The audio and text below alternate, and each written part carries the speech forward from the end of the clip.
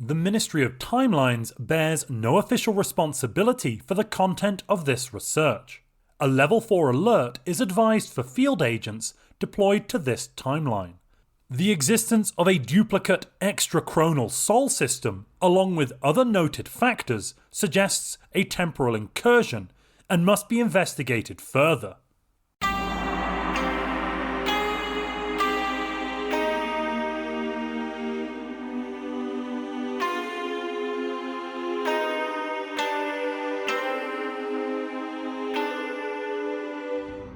The dust settled in 2243 over the duel that killed the king, with Gregory, the task manager, claiming to be a direct Windsor descendant, having fled the scene. The House of Lords ratified Charles, the king's son, as the new monarch, if only to shut up his whining about not wanting to get a real job like the rest of the proles. To deflect from this gaffe, caught on multiple streams by the public, the Royal Geographical Society contributed some new fleets to go and defeat the pirates that had cropped up in the John Mandia system. In actual news, the Commonwealth experienced a new wave in cinema, leading to what many hoped would be a golden age. Celtica Productions, whose films featured prominent members of Parliament, including the Speaker, and employed a high number of alien actors in leading roles, was at the head of this renaissance. Strong allegations were then made against the media organisation responsible for the publication of Weekly Solar. This sparked controversy about a secret sex dungeon in the basement of their 19th floor office space in the London Shard. Edward Winsborough, the Applied Rationality Party's newest Member of Parliament, spearheaded an Act of Parliament to investigate the ownership of this magazine. Incidentally, it was also the only major media organisation not owned by Edward Winsborough. He delivered his address to the House of Commons while twirling his implausibly long moustache and grinning. As proceedings continued into late 2244, the owner of the Weekly Solar was revealed to be the King, who then promptly disappeared.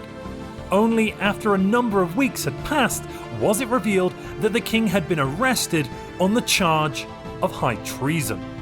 At his trial, held in a clandestine court for security reasons, he was found guilty and sentenced to be hanged, drawn and quartered.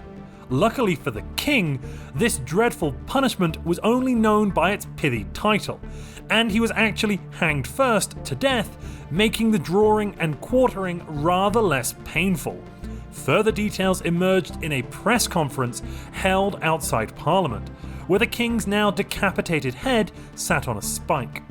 King Charles IV had been on the payroll of the Codronite cartel, and had worked to undermine the Commonwealth by drawing humanity into a costly war in an attempt to open up a second front with the task managers. Parliament begrudgingly admitted that Gregory IX might have been the better option. Using the powers of the new Espionage Act, the Prime Minister then colluded to arm criminal elements within Codronite space. The leader of the opposition asked if that meant he was selling arms to the Codronite government, to much laughter from her backbenchers. The Prime Minister was happy to clarify that he had armed the anti-government criminals to braze from the front row. No one was quite sure, however, if it worked, or if these new criminals simply ran away with the money, or possibly, and more worryingly, split it with the Codronite government, or how the British government still operated with less decorum than a high school. The House of Lords crowned Charles's brother Henry as king in 2245, not having been able to locate Gregory of the task managers. The chant, "Long live King Henry IX," echoed throughout the chambers. Almost before the reverberations stopped, Henry IX had abdicated. It followed weeks of constant media reports on the king's emotional outbursts, how he shouted, flung his drink across crowds of people, and inevitably ended up loudly sobbing in urine-soaked trousers. The media organisations, owned by Edward Winsborough, had been quick to call out this new king and his unkingly behaviour, somehow managing to leave out the detail that this behaviour only occurred when the king attended Hotspur Games at home. A period of 6 months interregnum followed, where there was no king of the Greater Commonwealth. The Times of London, whose proprietor was Edward Winsborough, don't forget, uncovered the fascinating heritage of Edward Winsborough, unveiling that he was, in fact, a Saxe-Coburg Gotha, much to the surprise of Edward Winsborough himself. Edward was quickly crowned king in 2245 to protect the wavering stability of the realm. He retained control of his media establishments, now under the monarchy, in the name of protecting the Commonwealth during this time of war, or at least until safety and stability had returned. In 2246, when a new and very long proposal was drafted to re-establish the previous research agreement with the task managers, the new king managed to include an addendum that negotiated exclusive rights for the Times of London to provide coverage within the task manager's civilization. The brevity law was meant to protect Parliament from such ploys, but had absolutely no bearing on international contracts agreed with third parties, like, for example, the task managers. The vote to make this research deal official with the task managers passed through Parliament with a storming majority of 67% to 32%. Meanwhile, whilst the Commonwealth was busy bolstering its borders and debating international treaties, a large Codronite cartel fleet swiftly disabled the Vilth system station, and a strike force of highly trained mercenaries took over the Voltari homeworld, forcing the Voltari into a peace deal. As a reaction, Parliament voted in the next year to help the Voltari against future threats by any means necessary. One possible method of help that was suggested was to subjugate the now shattered Voltari people. Apparently, in that way, everybody would win. The Codronite cartel then suggested a status quo war resolution in 2248, which Parliament swiftly rejected. The king attempted to demonstrate his noble intellect by explaining to the Codronites why he was personally unable to accept their status quo. He explained the power that Parliament had over him, starting at 1215 with the Magna Carta and finishing at 1830, over 4 hours later. The Codronite representative slept through at least 3 hours of the droning speech. This soured relations and also meant the Codronites failed to exploit a key opportunity to learn how to manipulate Commonwealth politics. The Human Codronite War raged on. Parliament then revived the Royal Broadcasting Corporation, renaming it to the Commonwealth Broadcasting Corporation in an attempt to wrest some small amount of media control away from the King's monopolistic reach. Parliament also set up truth committees, overseen by them to decide which facts were true and which were not. In 2249, Parliament passed the King's proposal of open borders between the task managers and the Commonwealth, further solidifying the burgeoning new relations with this empire.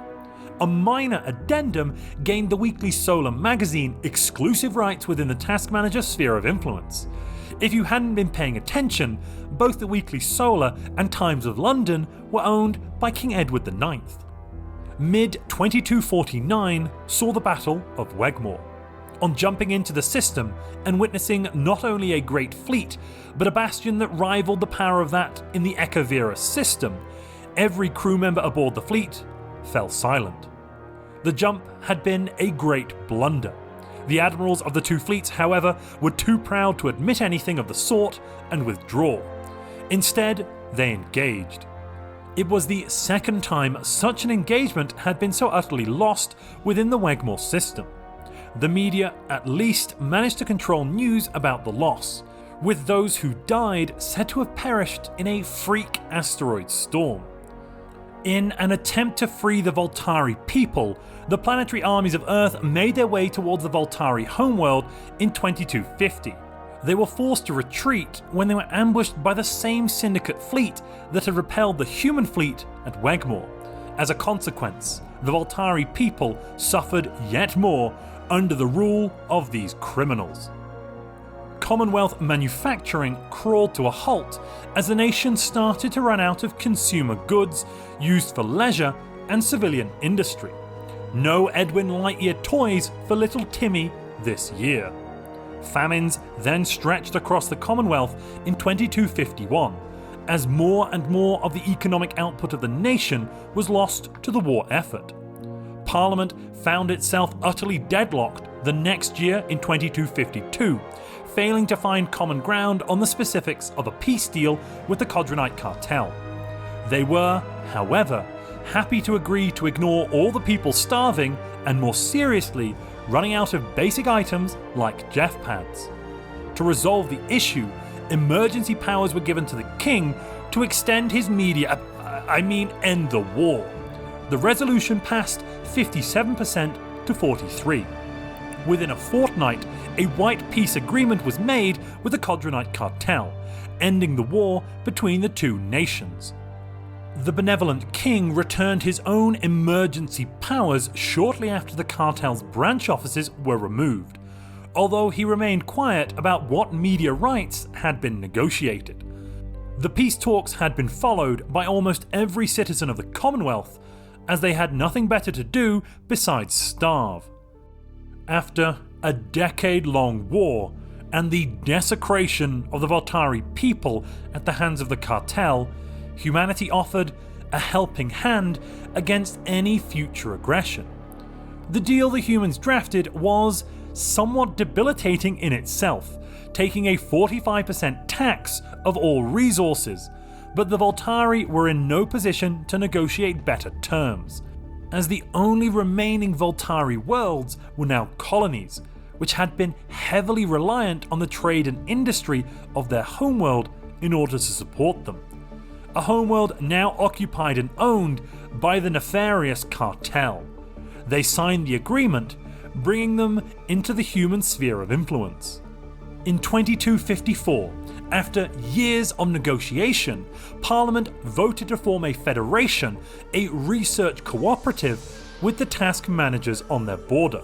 This resolution stormed through Parliament with a 70-30 majority. Despite pressure from the task managers to include them in the alliance, Parliament consistently voted against inviting the cartel into this new geopolitical body. In the years after the war with the cartel, mass unemployment had taken hold across the Commonwealth. Arcadia was particularly affected, where unemployment rose to a massive 20%. Many across the Empire blamed the war, which had greatly changed the economy over the many years of devoting minerals, previously used for industrial production and economic development, now to ship and bastion building.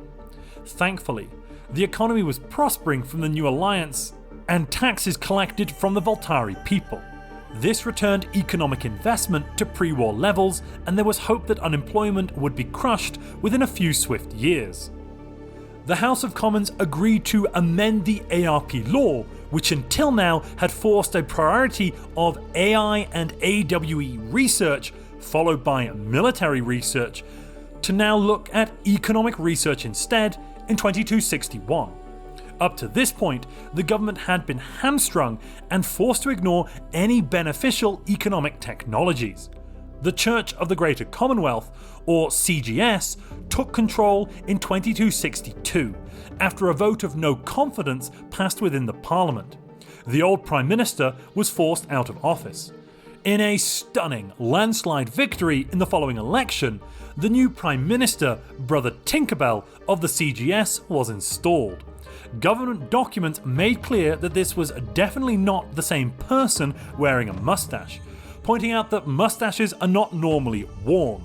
The logic was indeed infallible. Edward IX met with the Cardew Consciousness in 2264 as part of a diplomatic mission. Known to have struggled with their mental health, the Cardew Consciousness revealed they had installed Commonwealth specification padded rooms on their planets in order to relax. The king was reportedly bouncing off the walls. It was not clarified whether he was stressed about the mission or simply having a good time. On becoming president of the great British managers, King Edward IX assigned an envoy and immediately reassigned the same envoy. Critics claimed the government was in serious disarray. Royalists shouted, "4D chess." On June 6, 2266, it must be noted that the king proudly endorsed the use of Frost Cup brand self-icing beverages as the chilling device of choice for the royal family. Now available with personalised subscription DLC to ensure the optimal icing experience tailored just for you. Come on down to Cups R Us to claim your free Frost Cup brand self-icing beverages right now. What had at first been considered a short-term issue, the decade-long unemployment crisis, was finally fixed in 2267. Not many had actually been aware of the crisis, as only the AWEs were without jobs. But the maintenance of these robots had been crippling the British economy. The initial plan to simply turn them off and let them rust did not work, as the RCC was owed massive royalties whether or not the autonomous walking engines actually produced anything. After having to come up with an actual plan, every unused and unemployed AWE was transported in massive ships to the tomb world known as New Ireland, an entirely inhospitable and uninhabitable world to anyone but AWEs. It was nevertheless rich with resources, which were stripped from the land and exported, turning the drain on the economy into now a massive boon, and incidentally confirming that no one read history books anymore at all really. The Order of the Drake threatened humanity in 2270. They asked the task managers for alloys, or they would attack humanity, threatening the weaker of these two allies. As it transpired, the unemployment of AWEs, which was supposedly fixed 3 years before, had not yet officially ended the economic crisis, and in turn prevented the production of new ships required to defend humanity. Parliament was to blame, having passed a law prohibiting new military spending until the economic crisis had been officially deemed to have ended. Despite this, humanity and the task managers stood together in the path of danger, ready to defend the galaxy regardless of the overwhelming odds. The Cardu consciousness informed humanity that an identical sol system had been found on the other side of the galaxy. The king paid no attention to the claim, however, laughing it off as the consciousness's simple ramblings. Parliament urged the king to reconsider, and then humanity traded an active sensor link with the consciousness, who were keen to show that they were in fact not insane. And there was a second sol system. It was on the other side of the galaxy, but the Earth in this system was a tomb world, ravaged by a nuclear holocaust. What had happened? How could an identical system exist? And what had happened to the people of that dead world? Tune in next week, same Commonwealth day, same Commonwealth time. In 2272, an artificial megacity was constructed in the space above Uranus. The city was named in honour of the king that had once touched Uranus, William VI. This habitat allowed a great number of humans to live safely in the vacuum of space within a single environment. It was also considered a boon for the humans who are lacking further viable planets to colonise within Commonwealth space. The vote of 2275 to let Parliament take the blood of the king without his permission passed with an overwhelming 71 to 29. The resolution relied on the king being considered property of the state and not, however, a subject of the Greater British Commonwealth. Although the king managed to add a last-minute addendum stating that taking of the monarch's blood be limited to only a single bucket per week. Shares skyrocketed in the newly created Royal Haggis Company. The three greatest nations of the galaxy, with the best economic, military and technological situations, came together in 2277 to oversee the burgeoning galactic community. They ensured the resolutions being raised and voted on were optimal for the continued good of the community. Both the King of the Greater Commonwealth and the Parliament were outraged at humanity's exclusion from this council, having not been deemed powerful enough. The ongoing 2-decade-long economic crisis was cited as caused by the council, along with ineffective and knee-jerk laws passed that had further contributed to the crippled human economy and slow development of the race as a whole. Parliament was further angered when members of the community, led by the Order of the Drake, asked for massive energy payments in exchange for diplomatic embassies. What had been proposed as a way to improve humanity's political standing was seen for what it really was: extortion. The cartel then attempted to re-establish its criminal branch offices on human worlds at the start of 2278, referencing the original contracts in an effort to take advantage of a paperwork discrepancy that had opened something of a legal loophole. The cartel, however, forgot who they were dealing with. Turning their noses up at such trivial sophistry, the humans found their own legal loophole and rejiggered their galactic address to refer to the Sol system on the other side of the galaxy. The Codronite cartel were, they said, perfectly within their rights to establish branch offices on Earth, as long as they were prepared to make the journey to the Tomb World across the galaxy. In the next year, the Order of the Drake began preparing for war. A war that the humans had seen coming from the day they refused to pay tribute to the Order. Although the Order attempted to move their fleets quietly and silently to line the borders of the task managers, human fleets were already in position to counter any attack. The Prime Minister approved the building of new defensive platforms, which was suggested to be deliberately circumventing a law preventing the commissioning of new ships before the economic crisis was officially declared over. Parliament was outraged and up in arms at this military spending, while many people across the Commonwealth were still unable to buy Frosty brand self-icing beverages and royal haggis made with the official royal blood. After repeated demands for tribute, the Order of the Drake finally told the humans that they must pay them an extortionate 15,000 energy credits, equivalent to untold trillions of Great British pounds. It was naturally seen as a threat to the entire human race, but they stood strong and refused. Parliament felt confident that the ships of the Royal Geographical Society would be enough to deter the Order from attacking. Weeks of silence followed the refusal of the extortionate tribute from the Order of the Drake, a silence that was then broken in late 2280 by the Horns of War. Parliament were left stunned as the Order declared war on the Greater British Commonwealth, threatening a war to end all wars. Humanity and their task manager allies waited with bated breath as the Order's fleets moved towards task manager territory. The Order's fleets, however, weren't attacking. The Human Task Manager Alliance wondered why. They wondered if their defences were strong enough. They wondered if the Order had simply given up seeing the fleets arrayed against them. Then, they wondered no more. The fleet sitting on the border, equal in power to that of the Alliances, was itself a distraction, simultaneously an obvious threat and a deterrence against attempted incursions into Order territory. This was discovered when, from within the Larkin Singularity, a massive armada appeared 3 jumps out from Earth. Panic rocked the government, as the space-based defences around the black hole proved no match for the might of the armada. Even if human forces defending the task managers pulled back, they simply wouldn't stand a chance.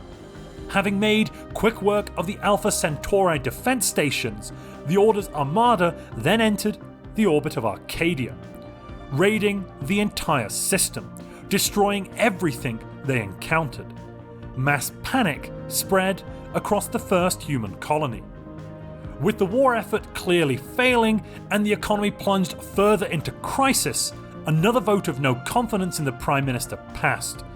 Prime Minister Brother Tinkerbell resigned in disgrace. He was then replaced by Prime Minister Tinker Bell of the People's Union Party. The party assured the House that the new Prime Minister was a different person entirely to the previous one, telling them that the last one had a mustache and this one had a beard. And beards don't grow overnight, didn't you know? No one could find fault in the argument. After the massive bombardment of Arcadia, which included the abduction of millions of people, the new Prime Minister was forced to pay 16,000 energy credits to the Order, on the insistence of the King. Finding the resources to resolve the conflict proved a hard task, and essentially meant that all reserves of the Commonwealth were depleted. But the Prime Minister succeeded and secured peace in the middle of 2283. The task managers were grateful to their allies for having saved them, and without any combat in their territory, thanks to the efforts of their diplomats and the forces of the Royal Geographic Society. Truly, they said, the pen is mightier than the sword. Maybe there had been no conflict on the task manager's borders, but Arcadia was reduced to ash and rubble. The humans were left to reflect on how they could have lost so easily, how they could have let alien forces approach without their knowledge, how could they have attacked without warning. Much would need to change if the Commonwealth as a nation was to survive this hostile galaxy. Perhaps a good start would be to repeal a law preventing the building of ships. In 2283, the king proposed that the King Yang IV of the task managers abdicate in favour of their shared grandson, officially of the House Saxe-Coburg and Gotha. The move was designed to further strengthen the union of the royal families of the Commonwealth and task managers, ultimately seeking to unite them peacefully under a single monarchy, but with separate parliaments and legal systems. Mr. Smith, however, twisted this idea of a diplomatic union and instead proposed it was an attempt to seize power from the task managers, even though it had been understood the new monarch would have equal loyalty to both nations. But who was this mysterious Mr. Smith? And why have we started playing Crusader Kings in the middle of a Stellaris game? What remained of the population of Arcadia after its long bombardment by the Order of the Drake began a movement of resentful revolution and succession against what they saw as a slow, ineffective, bureaucratic human government. The Prime Minister ordered an immediate crackdown, and martial law was declared. Parliament, led by the supposedly egalitarian People's Union Party, voted to allow forced resettlement of people from across the Commonwealth, who were then conscripted and used to crush the secessionist movements on Arcadia. This massive constitutional change might have significant ramifications concerning the future of the Greater Commonwealth. Sacrificing the liberty of the few was claimed by the PUP to be the greater good for the nation. It undeniably helped the decade-long financial struggles, but at what cost? Having gotten a taste for his blood, the effectively immortal Parliament voted in 2286 to eat the king with barbecue sauce. The king, looking rather pale and not entirely responsive, did not veto the vote, and instead shaved his head and then giggled as he watched members of Parliament struggling to eat his hair with barbecue sauce. The king is aware he is now bald. In a much more sensible motion, the Voltari people petitioned for full legal representation in the Commonwealth on a platform of no taxation without representation. The PUP-led Parliament quickly folded under mounting public and internal pressure, culminating in a shipping container full of Frosty Cup brand self-icing beverages being thrown in protest into the Thames. Voltari constituencies and MPs were then created, and the people of London got to ice skate to work.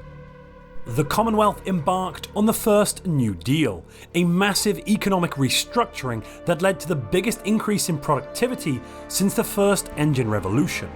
All AWEs were upgraded using plans decoded from the Signal, and were put into use across the Commonwealth. Business boomed like a cannon. The Codronite cartel moved back to Earth in 2287, installing new branch offices. They had worked out that if they were to acknowledge the change of address of Sol, and that the Earth they had contracts with was now on the other side of the galaxy, that meant nothing was legally stopping them from just building what they wanted on Earth on this side of the galaxy. Parliament suspected they would work this out eventually, and were mostly surprised that it only took them 9 years to do so. It still left them having to explain how the crime lords who caused the decade-long economic crisis and stagnation of the human Commonwealth had returned to Earth under the noses of human officials. The PUP were initially blamed, but the Prime Minister cracked down on this narrative, using the CBC to counter any malicious truths amongst the public, replacing them instead with benevolent lies. A months-long investigation was run to unearth how the crime lords were allowed to return. When finished, near the end of 2287, it was discovered that Bertha Featherstoner, governor of the Earth sector, was responsible. Being in the pocket of the cartel and having corruption levels psychotically high on the Johnsonian scale. She was summarily executed for her treason. With a revitalised economy and a highly authoritarian government led by the People's Union Party, the Commonwealth as we know it stands on a knife edge. Should it sway but a little, it could fall to internal despots one way, or external foes the other. The path ahead for this great human nation is incredibly unclear. This concludes our analysis of the opportunistic reign of King Edward IX. Please refer to the next chapter of this report for further details on the Commonwealth timeline.